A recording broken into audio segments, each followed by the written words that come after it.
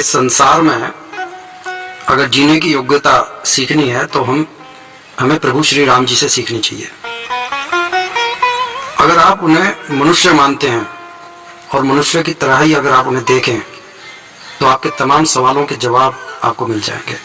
एक ऐसा व्यक्ति जिसे रात्रि में राज्य सिंहासन मिलना था, लेकिन वह सुबेरे वनवास के लिए चल दिए। क्या लेकर? अपने पत्नी के साथ और अपने एक भाई के साथ।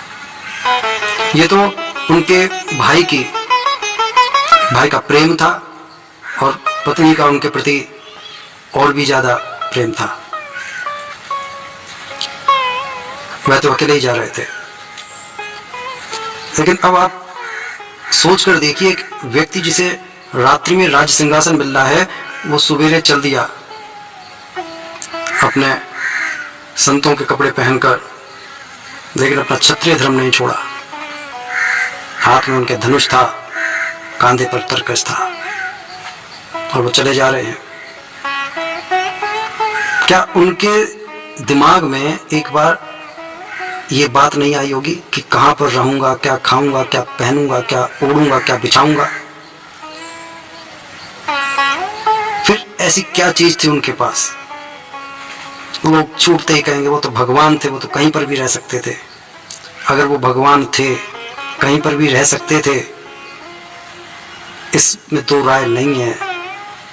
लेकिन वो मनुष्य का जीवन उन्होंने मनुष्य की तरह ही बिताया था। उनके पैरों से भी खून निकला था। जब रावण के साथ युद्ध हुआ तब भी उन्होंने एक मनुष्य की तरह ही युद्ध लड़ा था, ईश्वर की तरह युद्ध नहीं लड़ा था। अगर ईश्वर की तरह युद्ध लड़ते तो युद्ध होता ही नहीं, काम एक बार में खत्म हो गया होता। लेकिन उनके पास जो चीज थी, एक संतोष था। मैं उन चीजों की बात कर रहा हूं जो अगर आज भी मानव अपने जीवन में धारण कर ले तो वह इतना शक्तिशाली हो जाएगा कि कोई भी मुसीबत, कोई भी मतलब है किसी भी संघर्ष से पीछे हटेगा नहीं। लेकिन हो कुछ और रहा है। खैर, अगर हमारे पास संतोष है और हमारे पास योग्यता है और सबसे बड़ा अगर हमारे पास शक्ति है तो हम किसी भी मुसीबत से लड़ने का सामना कर सकते हैं, क्योंकि शक्ति जिसके पास होगी वह ऑटोमेटिक हर चीज को प्राप्त कर लेगा। तो इस चीज को हमें समझना होगा कि किस तरीके से एक शक्तिशाली व्यक्ति के पास संतोष होता है, क्योंकि संतोष से बड़ा कोई धन नहीं है। और इस तरीके से जब हम अपनी योग्यता को लेकर चलते हैं, अपनी शक्ति को लेकर चलते हैं, तो जीवन में अगर कोई हमारा विरोध कर भी रहा है तो हम इस तरीके से समझ सकते हैं कि अगर जल के बहाव को कोई कूड़ा करकट रोक रहा है तो धीरे धीरे वो बहाव इतना हो जाएगा कि कूड़े करकट को रास्ता देना ही पड़ेगा। वो हमारी प्रगति के मार्ग में रोड़ा अटका नहीं सकता।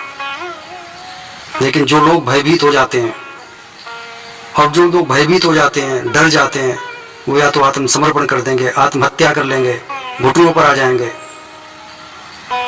लेकिन ईश्वर हमें ये दर्शा रहा है कि हमें ऐसा करना नहीं है। अरे भाग्य में जो लिखा है वो हमें पता नहीं है, कर्म तो हमारे अधिकार में है और जो चीज आपके अधिकार में उसे माजिए। आपने सुना होगा जो तलवार का धनी है उसके सामने साम्राज्य झुक जाते हैं, वो तख्तों के तख्त पलट देता है। तो अगर आप इस तरीके का अपना व्यवहार प्रभु श्री राम के चरित्र से पा सके तो मैं समझूंगा कि मेरा कहना सफल हो गया, आपका सुनना सफल हो गया। बोलो जय जय सीताराम।